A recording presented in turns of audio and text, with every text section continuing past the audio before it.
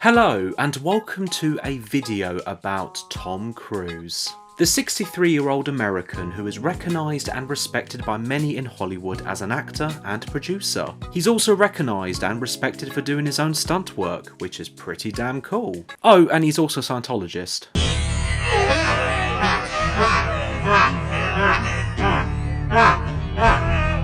I won't be mentioning that S word again because it's gross. Finally, like many other celebrities in the current era, and for a laugh, Tom Cruise is also a meme. This is Tom Cruise. You were hanging off Free Willy there. There you are. Now, I know there are plenty of people around the world who probably already know who he is. However, I'm sure some are watching this video and may have never heard of this guy before. Thomas Cruise Maypother IV was born on the 3rd of July 1962 in Syracuse, New York, in the United States of America. Apparently, around the age of 4, Cruise wanted to be a movie maker by doing various impressions of characters, and fast forward to when he was in high school, he started to pursue acting. At the age of 18, while working as a busboy in New York, he was also attending auditions to achieve a career in the film industry. His very first acting role was a minor part in a film called Endless Love, released in 1981. After a small acting debut, Cruise continued acting in supporting and small roles. One of them was a film called Taps, which was also released in 1981, and another was Francis Ford Coppola's stacked cast of a film called The Outsiders, and which was released in 1983. These two examples and more were getting Cruise a lot of recognition for his talent in acting. That same year, Tom Cruise got his first lead role, which was Risky Business, and also a film called All the Right Moves. In 1985, his third lead role was Ridley Scott's fairy tale dark fantasy film, Legend. If you don't know that film, it's the one where Tim Curry played that enormous and terrifying devil character called Darkness. Parents, this film isn't targeted for your kids to watch, so please make sure you don't let them watch it by themselves. A year later, Tom Cruise achieved global superstardom and became an A-list actor in Tony Scott's Top Gun. Since the original Top Gun was released, Cruise has starred in over 30 films. His latest film was Mission Impossible: The Final Reckoning, the 8th installment of the film franchise. He's been nominated for many Golden Globes. He won in 1990 for Best Actor in Born on the 4th of July, Best Actor for Jerry Maguire in 1997, and Best Supporting Actor for Magnolia in 2000, one of the films I'm going to talk about. Tom Cruise has only been nominated once for a BAFTA award, which was for the Born on the 4th of July, but he lost. For Cruise at the Academy, he's been nominated for 2 Best Actor roles, Born on the 4th of July and Jerry Maguire, 1 for Best Supporting Actor, Magnolia, and 1 for Best Picture, Top Gun Maverick. Unfortunately, he didn't win any of these nominations. But 3 years ago, he was given an Honour Palme d'Or at the Cannes Film Festival during the premiere of Top Gun Maverick. Just this year, he was given a BFI Fellowship Award by the British Film Institute near the release of MI: The Final Reckoning. At the time of filming and editing this video, this year on November 16th, he will be given an honorary Oscar at the 16th Governors Awards. So, after all these years, he's finally going to be given an Oscar. Well deserved. Cruise has 5 projects in the works. His next one looks like it's going to be the untitled Alejandro G. Iñárritu 2026 film. According to Letterboxd, it is called Judy, but that may not be the final title name, which I am very excited for. I'm still gutted I got rejected for an extra role in that production. Well, I think it's that project. So yeah, the guy has done a lot for the film industry in over 4 decades. He's had one hell of a career and is still keeping busy. So in this video, I want to talk about 4 characters in 4 films the actor has starred in. These won't be your typical and very familiar Tom Cruise characters. For example, in the action genre as an action hero, I won't be talking about Pete Maverick Mitchell in Top Gun and Top Gun Maverick, Ethan Hunt in the Mission Impossible franchise, and Jack Reacher in, well, Jack Reacher, and Jack Reacher Never Go Back. I honestly forgot about that sequel. Another selection of examples I won't be talking about is in the romance and sci-fi genre as a likeable good guy and hero, such as Jerry Maguire in Jerry Maguire, Jack in Oblivion, and Cage in Edge of Tomorrow. I thought it would be important to mention that I will definitely not be talking about 2017's The Mummy, that film can just F off. Now, I do not dislike Cruise as an action, sci-fi and romance star. A lot of them are entertaining and exciting characters and films. The Mission Impossible franchise is my favourite action franchise, and in my opinion, Top Gun Maverick was one of the best films from 2022. And I feel a lot of respect and appreciation for what Cruise has done as a lead actor, producer and doing his own stunts for cinema. His priority is to entertain audiences with his efforts, passion and care as a Hollywood star. Seriously, some of his stunt work is just incredible and insane.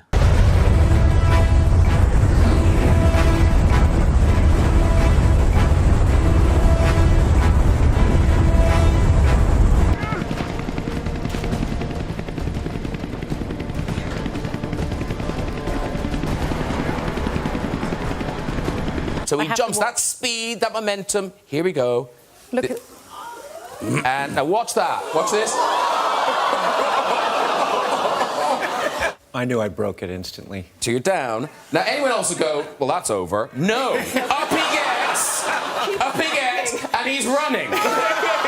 The four characters of the four films I will be talking about are these occasional, unfamiliar, atypical, and most importantly, different characters, who are not shown to be the action hero or a good, likeable guy. Pretty much the opposite. I find him in these roles to be, honestly, more talented as an actor. I know there is recognition and there are plenty of people who do like him in these films, but there is a part of me that feels Tom Cruise doesn't get as much credit, respect, and appreciation in these films than he does more in a film like an MI film or a Jack Reacher film. Now, there are some honourable mentions that didn't make it with the chosen ones, but I feel that it's really important to briefly mention them, such as Taps, Barry Levinson's Rain Man, Cameron Crowe's Vanilla Sky, and I'm very sorry this wasn't picked, Stanley Kubrick's Eyes Wide Shut. I'm sure there are some other Tom Cruise films I won't mention that could fit this criteria, so if you know any others, please feel free to let me know in the comments below. Anyway, let's talk about the different characters of Tom Cruise. I hope you all enjoy. Let's begin with something spooky. In 1994, Tom Cruise starred in Neil Jordan's vampire horror film Interview with the Vampire. The film is about a vampire named Louis, played by Brad Pitt. He tells his epic life story about love, betrayal, loneliness, and hunger. Tom Cruise plays Lestat, another vampire, the vampire that turns our main character into one, and is a teacher and mentor to Louis, showing him the ropes and the experience of being a bloodthirsty, nocturnal, and an undead individual. This is a character who was turned into a vampire in Paris, not knowing the reason behind it. But what is more important to him is that he enjoys the pleasure of sucking people's blood and never shows any sympathy for his human victims. To Lestat, it's not about living, but surviving. A type of vampire that sticks to his traditional ways of identity, responsibilities, and nature. But then, someone like Louis struggles to be like Lestat and can only survive by killing animals. As the story develops, Louis and Lestat encounter a young girl named Claudia, played by Kirsten Dunst. When Louis runs away and struggles to accept who he is, Lestat turns Claudia into a vampire to control and make Louis stay with him, to manipulate, but also showing a side of loneliness as he doesn't want Louis to abandon him. The family dynamic is that Claudia is like a daughter to Louis. However, to Lestat, he actually treats and controls her like a pupil and an infant prodigy with a lust for killing that matches his own. Lestat is a dangerous killer who psychologically manipulates and controls both Louis and Claudia. The character is charming, manipulative, sensitive, unsettling, and sometimes vile. This is obviously giving credit to Cruise's performance, and you can tell he's having the time of his life as a villainous blood-sucking monster. There is also an unrecognisable side to his performance from his appearance and the horrifying makeup, as you especially see during the scenes when he's been killed off. Twice. Claudia, you've been a very, very naughty little girl. then comes back near the end of the film looking all weak, alone without Louis, but at the end of the film makes a comeback, feeling recharged. In preparation for playing the character of Lestat, Cruise learnt to play the piano, adding depth to the character. Also, he wore fangs days before filming his scenes to feel comfortable speaking. It's an enjoyable and sensitive performance by Tom Cruise. A triumphant debut in the horror genre in his acting career. In 1999, Tom Cruise starred in Paul Thomas Anderson's star-studded psychological drama and epic film Magnolia. The film is about an epic mosaic of interrelated characters in search of love, forgiveness and meaning in the San Fernando Valley. Tom Cruise plays Frank T.J. Mackey, a celebrity motivational speaker and a dating guru for his program Seduce and Destroy. Yuck. Targeted for men only. Frank is introduced in Magnolia around the intro of the film, appearing on television. When he advertises his company, he comes across as a misogynist and a narcissist, the way he speaks about women. His seminars are presented to an audience that feels very much like a cult, and Frank is very good at gaining and achieving an audience following as some type of cult leader. I am the one who's in charge. I am the one who says yes, no, now. We are men. Yeah, he seems like a nutcase. As the story develops, you find out Frank is the son of a guy called Earl Partridge, played by Jason Robards, who is dying of cancer. Earl's carer, Phil, played by the great Philip Seymour Hoffman, tries to help Earl and find his son. While Phil tries to find Frank and so many other events going on in Magnolia, Frank is being interviewed by a journalist. During the interview, we find out from the journalist that Frank lied about his mum. I was told that your mother died, Frank. And what I learned from Barbara Sims is that your mother, Lily, died in 1980. Why would you lie, Frank? When all of this information is revealed, Frank goes quiet. I was told that your father is Earl Partridge. I was told that he left you and your mother, and that you were forced to take care of your mother during her illness, that you took care of your mother while she struggled with cancer. I'm quietly judging you. Tom Cruise when he sees you.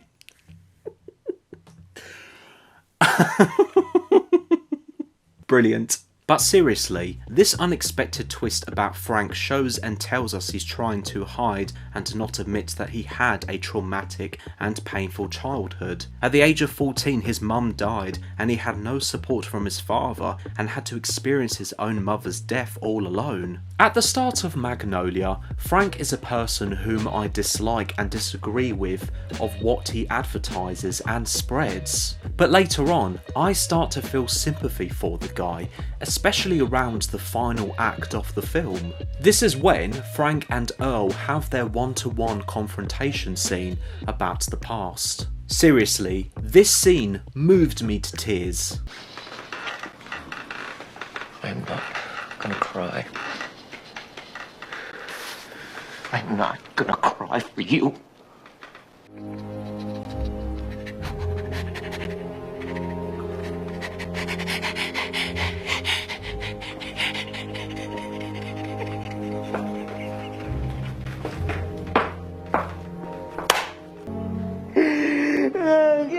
Don't go away, you fucking asshole.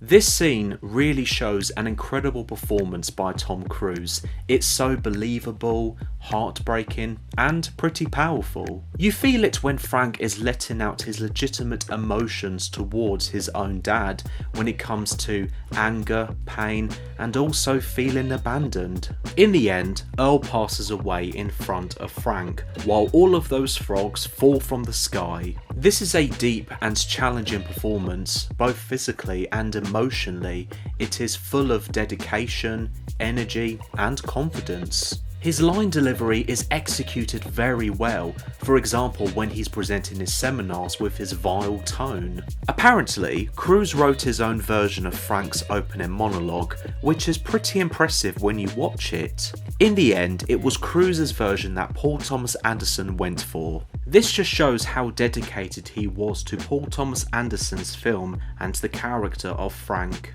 In addition to Cruise's acting, during the interview scene with the journalist, he's full of talkativeness, passion, sensitivity, and unpredictability. And when he's letting his emotions out on his dad, in my opinion, it's some of the best acting I've ever seen in his career. I know this isn't a ranking video, but if I had to rank all of Tom Cruise's performances, Frank TJ Mackey in PTA's Magnolia would probably be my #1 pick.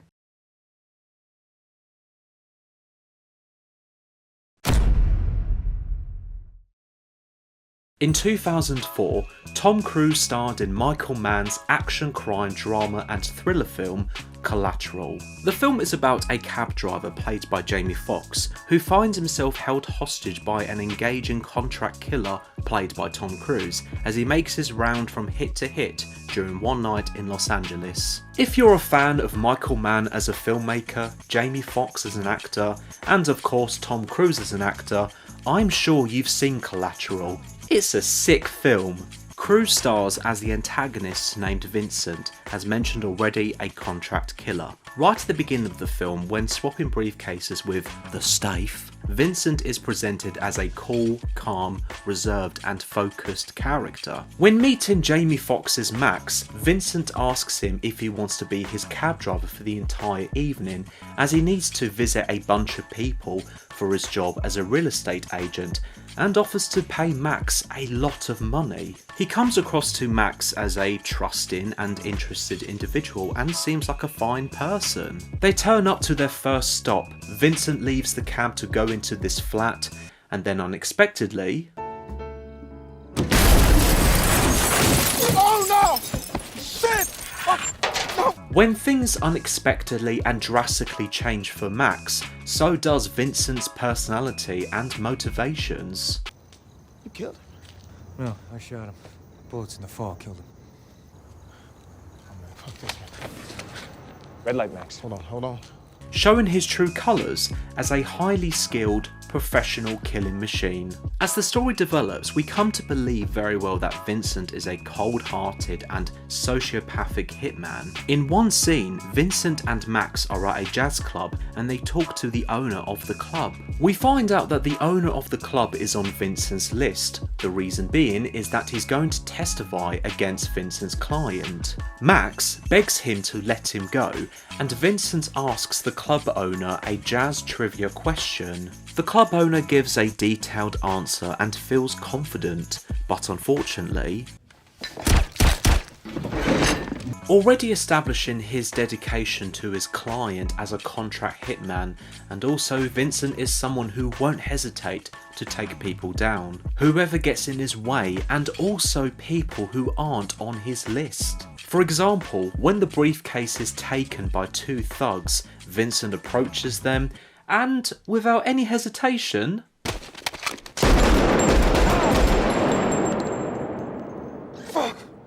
Vincent is an evil character. He has only one dedication and concern in his life, and that is his line of work. He doesn't show any generosity, sympathy or empathy to any other human being, as shown if it's someone who is on his list but comes across as an innocent person who's just trying to do the right thing, or two thugs who don't know who they're messing with and just stealing his stuff. The hitman himself does have some pretty deep and dark character background. He says that his mum died before he got to know her, and his dad was abusive and an alcoholic. Also, he mentions that at the age of 12, he killed his dad. That kid died of liver disease.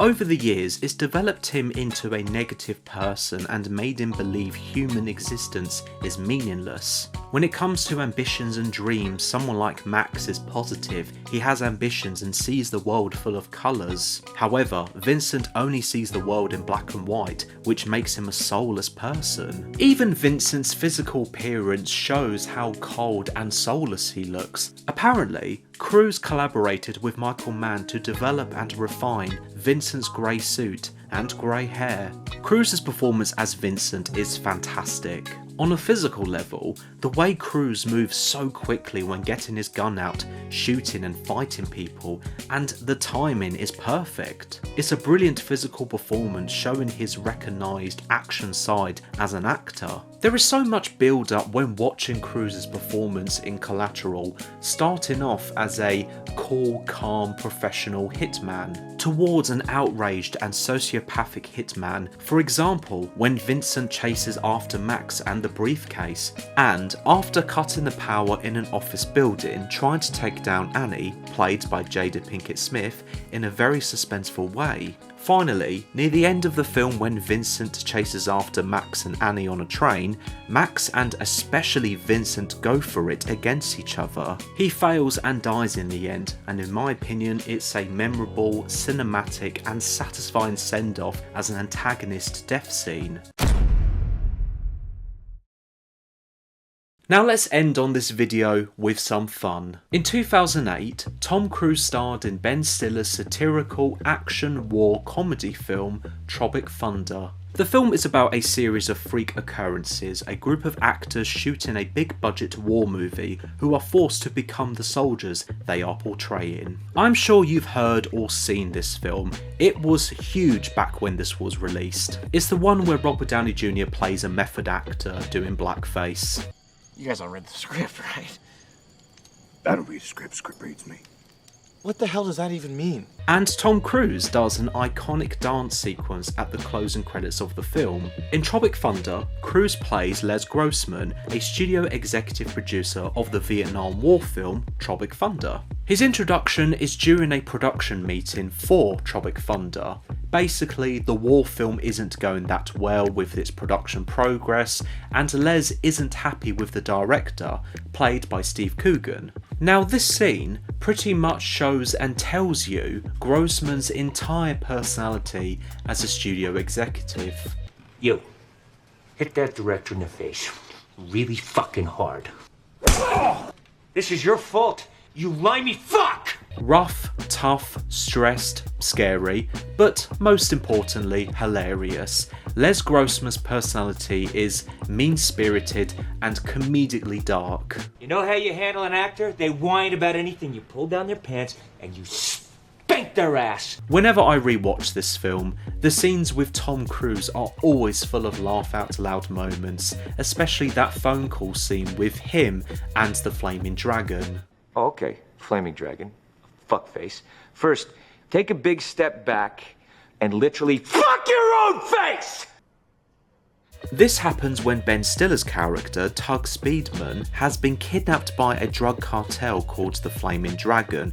They demand a ransom from the studio behind Tropic Thunder in exchange for releasing Tug. However, whenever Les and the Flaming Dragon are talking on the phone, Grossman just won't have any of it. Go fuck yourself. We don't negotiate with terrorists. With Matthew McConaughey feeling concerned for his client's life, Les doesn't show any concern or care about Tug's life. He's like, well, life is unfair, and instead cares more about financial gain for himself and the studio, showing a side of Les Grossman to be narcissistic and greedy. We file an insurance claim. Preferably before the end of the fiscal year. Actually, the claim alone would net us more than we would lose. Speedman is a dying star, a white dwarf heading for a black hole. He's very much a type of character where you dislike him because of his crafty motivations, but at the same time you like him because of his dark, comedic sense of humour. A bit like Lestat, it's an unrecognisable performance by Tom Cruise, both physically and emotionally. It's dedicated, fun, and a very memorable performance if you've either seen Tropic Thunder once, or more than once. Apparently, the character himself wasn't originally in the script. I read the script and he had all the characters, but the studio wasn't there. There was a structural compression missing down on those characters, you know, with that keeps the pressure on these guys, that really drives the story. Got it. Also, it was Cruise's idea of how Grossman should look and be presented, plus his skills. I said I want to have fat hands and I want to dance. Dancing as the stereotypical studio executive producer with brilliant and skillful dance choreography. It just shows how much Cruise enjoyed and cared about performing as Les Grossman. As mentioned earlier, the dance sequence is iconic and also satisfying as an ending for a film like Tropic Thunder, Les Grossman as a character, and for this video. And that is it. Those are the 4 different characters of Tom Cruise. And I hope with everything that I have said has given you some sort of understanding of him being more talented as these atypical and different characters. Thank you so much for watching. I hope you've enjoyed this video, and please let me know your thoughts about Tom Cruise as an actor or your favourite Tom Cruise films in the comments below. Feel free to watch another video. Have a wonderful day, and until next time.